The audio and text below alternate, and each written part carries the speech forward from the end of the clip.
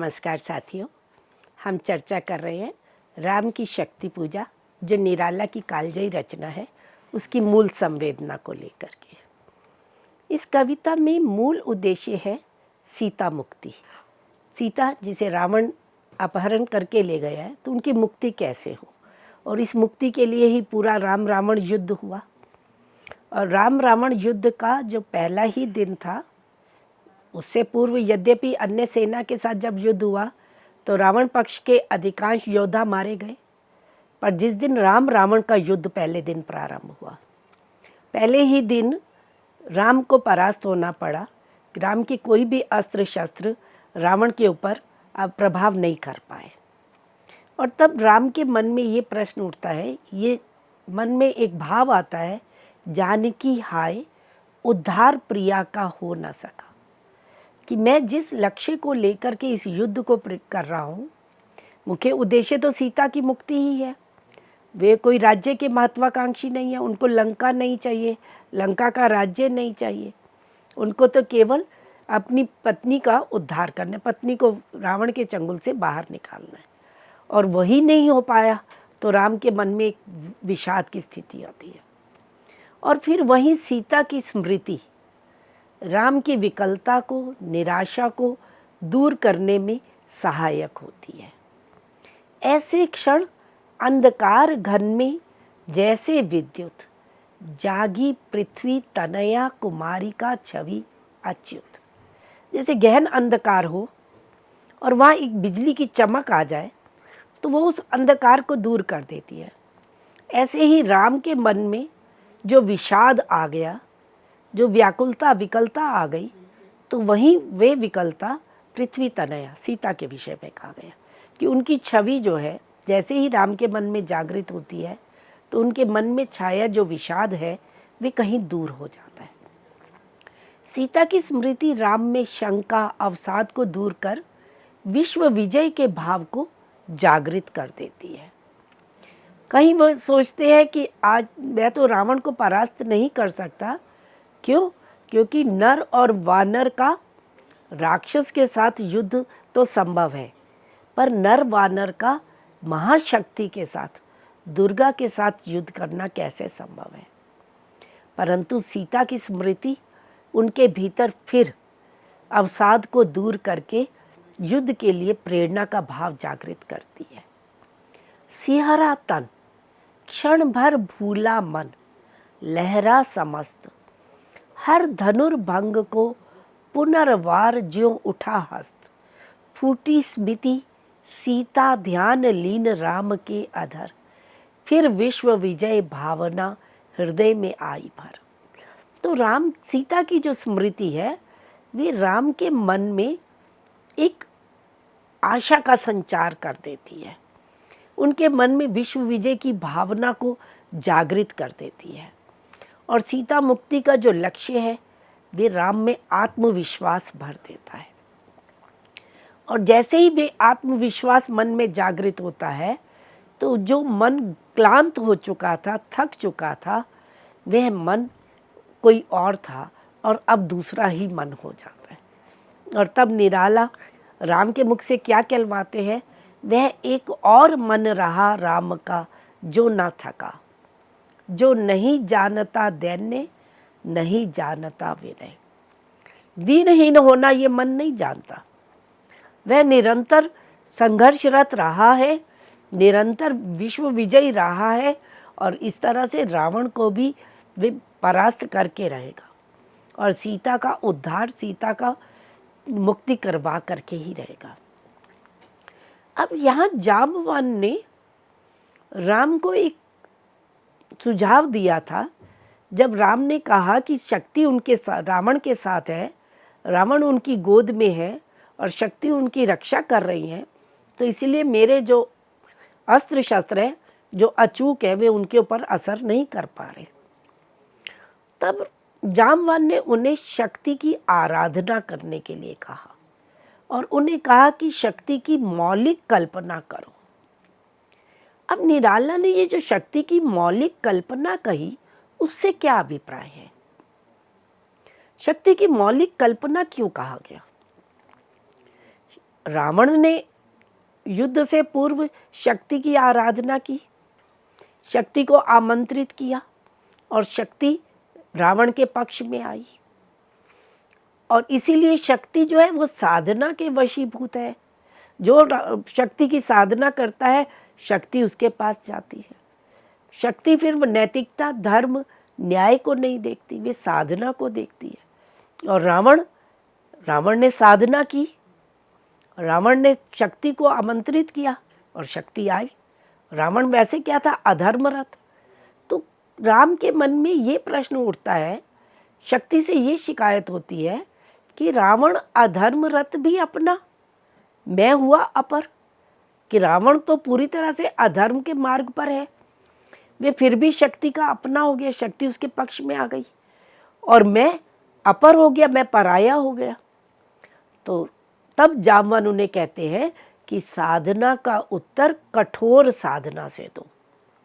रावण ने तो साधना की है अपने व्यक्तिगत स्वार्थ के लिए, पर तुम उस आराधना का उत्तर, उस साधना का उत्तर कैसे दो? दृढ़ आराधन से। आराधन का दृढ़ आराधन से दो उत्तर, क्योंकि तुम सत्य के पक्ष में हो, नैतिकता के पक्ष में हो, धर्म के पक्ष में हो, तो शक्ति अवश्य ही तुम्हारे पक्ष में आएगी। इसीलिए शक्ति की मौलिक कल्पना की बात करते हैं। और शक्ति की मौलिक कल्पना में व्यक्तिगत स्वार्थ की अपेक्षा लोक मंगल की भावना निहित रहती है। और राम लोक मंगल की भावना से प्रेरित है। और वे तो जब रावण पर विजयी हो रहा है तो राम के मन में भय क्या आया है? जग जीवन की पराजय का भय आया है कि अगर रावण जैसी आसुरी शक्तियाँ निरंतर विजय को प्राप्त करती रहेंगी, उनका साम्राज्य रहेगा, तो लोक कल्याण कैसे संभव है? तो राम के मन में ये संशय भाव जागृत होता है। तो स्थिर राघवेंद्र को हिला रहा फिर संशय। राघवेंद्र राम कैसे स्थिर है?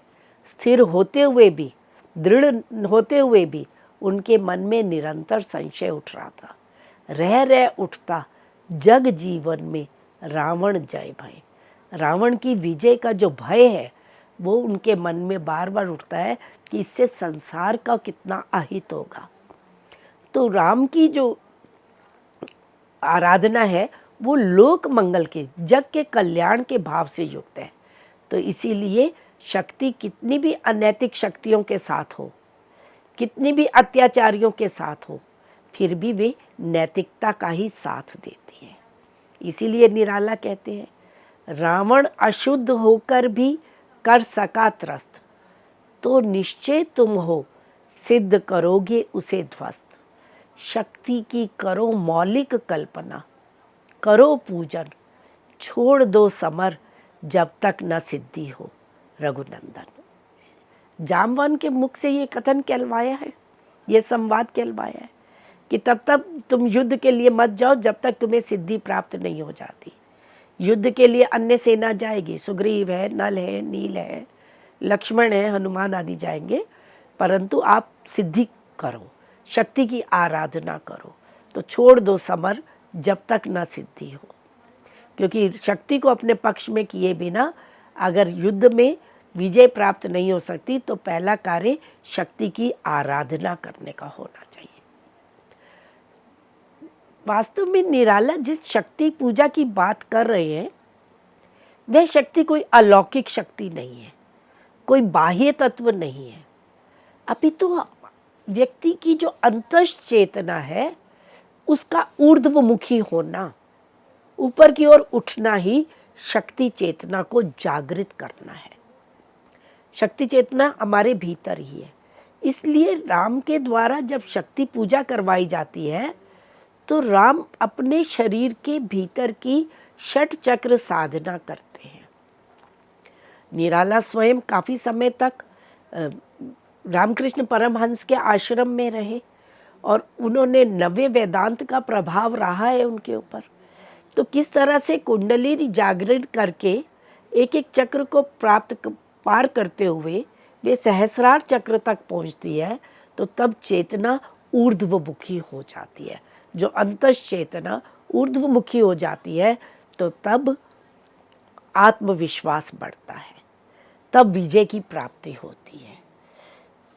जो कृतिवास रामायण है, बंगला रामायण है, वहाँ शक्ति का संबंध बाह्य दिखाया गया है, परंतु निराला इस कविता में शक्ति को आंतरिक चेतना, अंतश्चेतना के रूप में चित्रित करते हैं।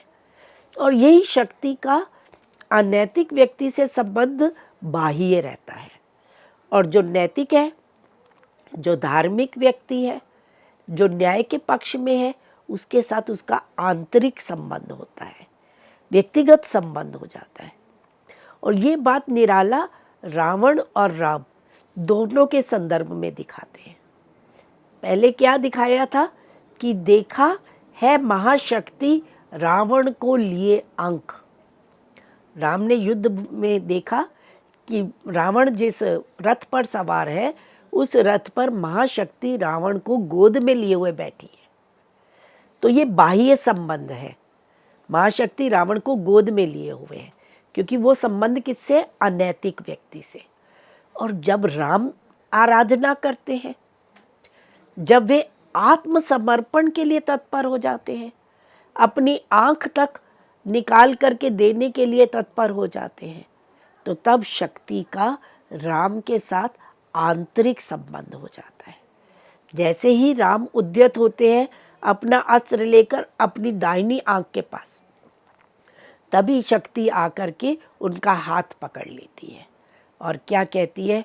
होगी जय, होगी जय, ए पुरुषोत्तम नवीन। राम को पुरुषोत्तम, कैसा पुरुषोत्तम? नवीन पुरुषोत्तम कहकर संबोधित करती है।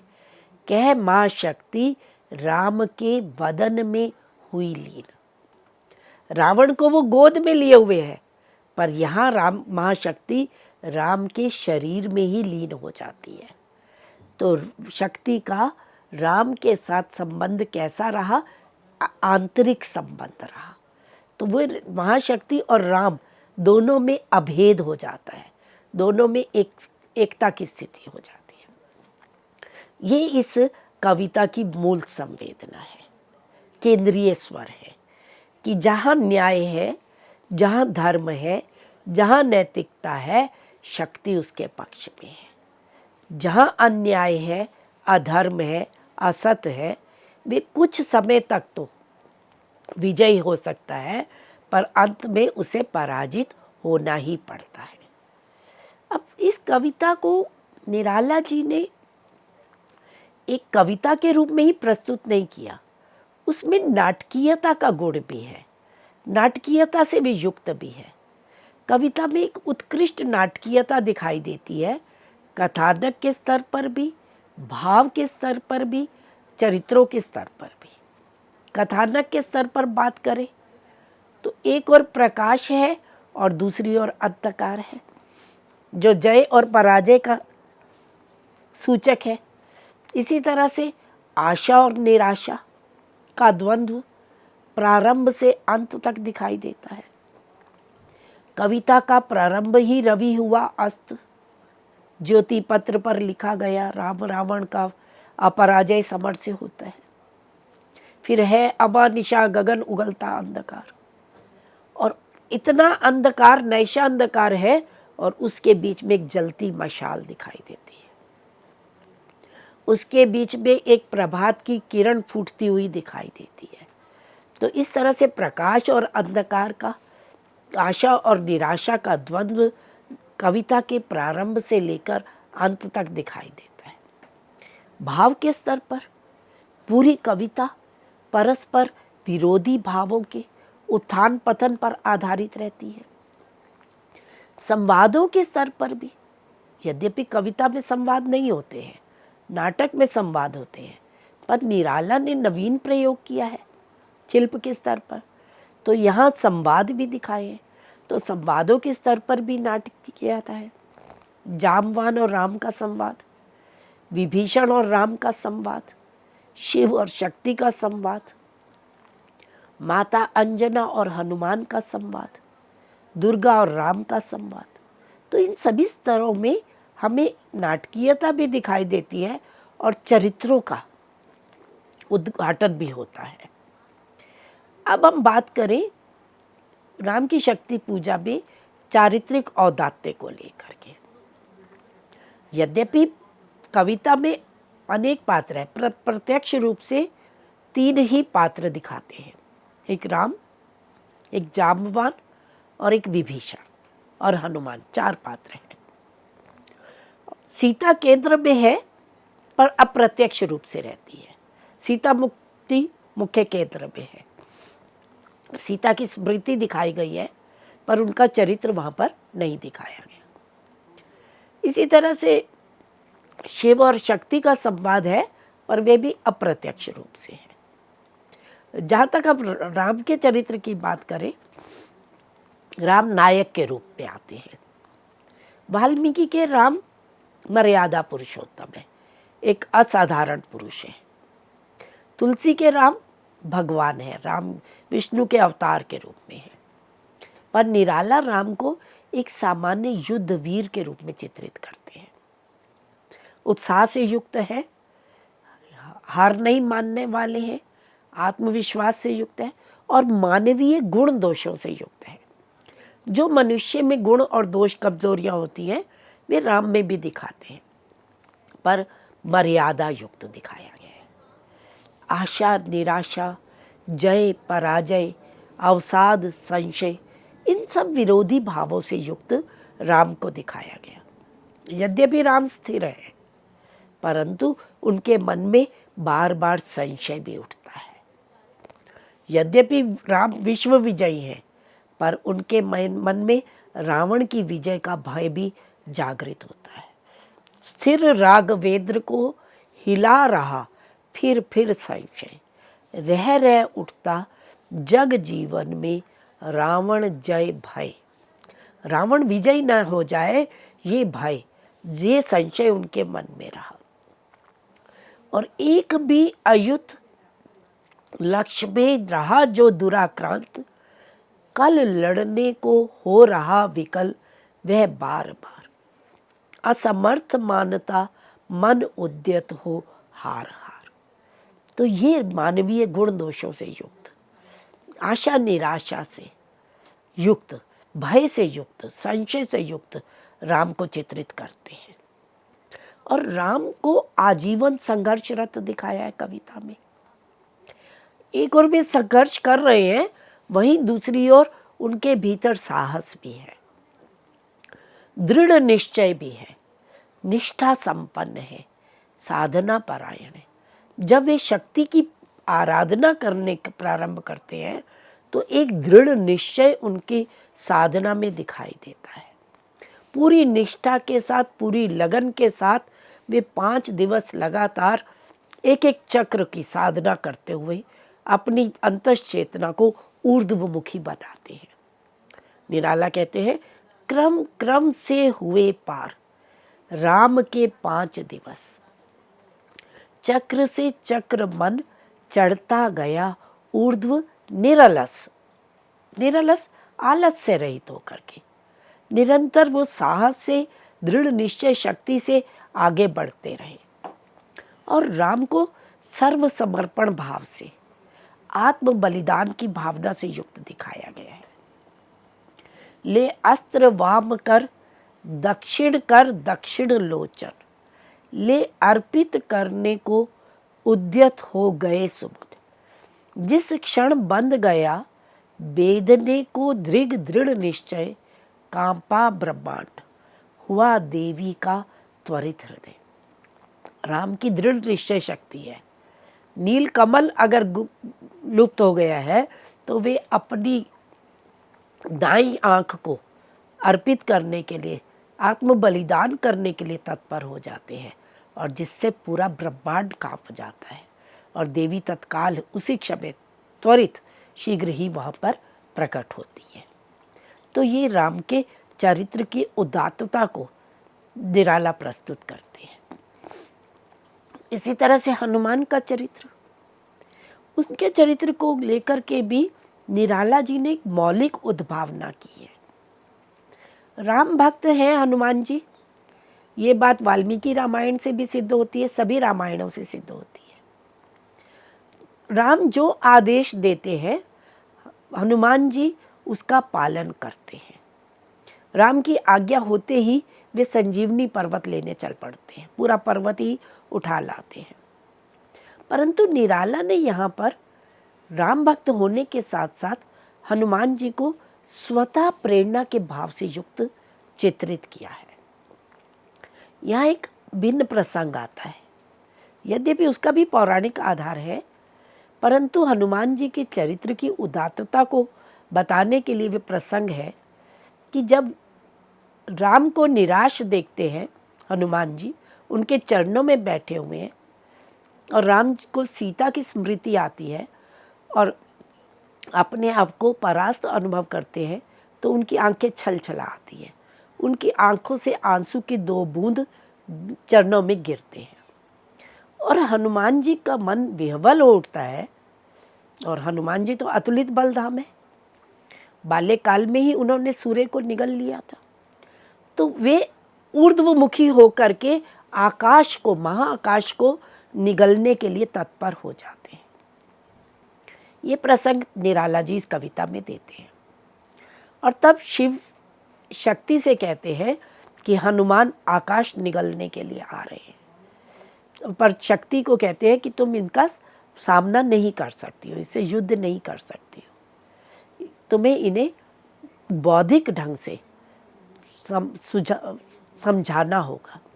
और तब महाशक्ति माता अंजना का रूप धारण करके हनुमान के समक्ष प्रकट होती है और वे अंजना माता जो है हनुमान को प्रबोधित करती हैं, समझाती हैं कि राम ने आज्ञा दी नहीं, उनकी आज्ञा के बिना तुम कैसे आकाश निगलने के लिए तत्पर हो गए हो। और अंजना माता की प्रेरित होकर के हनुमान जी का क्रोध शांत होता है और वे वापस राम के चरणों में आकर के बैठ जाते हैं। ये एक प्रसंग आता है जो एक और हनुमान जी की अतुलित बलधाम वाली शक्ति का पता चलता है, राम भक्त होने का भाव पता चलता है और इसके साथ ही उनका मातृभक्ति की भावना से युक्त होना भी दिखाई देता है। ऐसे ही विभीषण, हितैषी, सच्ची मैत्री भाव से संपन्न उनका चरित्र बताया गया है। राम जब निराश होकर के बैठते हैं तो एक सच्चे मित्र का कर्तव्य होता है कि अपने मित्र के भीतर छुपी हुई जो विश्वास है उसको पुनः जगाए, और ये कार्य विभीषण इस कविता में करते हैं। वे राम को उद्बोधित करते हैं कि तुम जिस लक्ष्य को लेकर के रावण से युद्ध करने के लिए आए हो, उस लक्ष्य को कैसे छोड़ सकते हो, सीता को कैसे छोड़ सकते हो, तो धिक ऐसा अगर मुझे लंका का राज्य प्राप्त होता है। इसी तरह से राम की शक्ति पूजा में निराला ने नवीन प्रतीकों का प्रयोग किया है। पूरी कविता ही संश्लिष्ट है, प्रतीकों के कारण उसमें अनेक अर्थ खुलते चले जाते हैं। और निराला की इस कविता में प्रतीकात्मकता को देखते हुए प्रसिद्ध आलोचक रामविलास शर्मा जी कहते हैं कि राम की शक्ति की पूजा के प्रतीक इतने सबल और भावपूर्ण हैं और वे निराला के जीवन सत्य को ऐसे नाटकीय रूप में प्रस्तुत करते हैं। यहाँ उन्होंने अपने जीवन की अनुभूति, निराशा, पराजय, संघर्ष और विजय कामना को नाटकीय रूप दिया है। तो इस तरह से राम को एक पौराणिक पात्र के रूप में तो लिया ही है, आधुनिक मानव के रूप में, राष्ट्रभक्त और संघर्षरत कवि निराला के प्रतीक रूप में भी चित्रित करते हैं। प्रारंभ में हमने चर्चा की थी कि कविता 3 स्तरों पर खुलती है, एक पौराणिक स्तरों पर, दूसरा राष्ट्र के स्वाधीनता आंदोलन के स्तर पर जहाँ राष्ट्रभक्त के रूप में राम आए हैं, और तीसरा कवि निराला के अपने व्यक्तिगत व्यक्तित्व के साम्य के रूप में जहाँ संघर्षरत निराला और राम का साम्य है।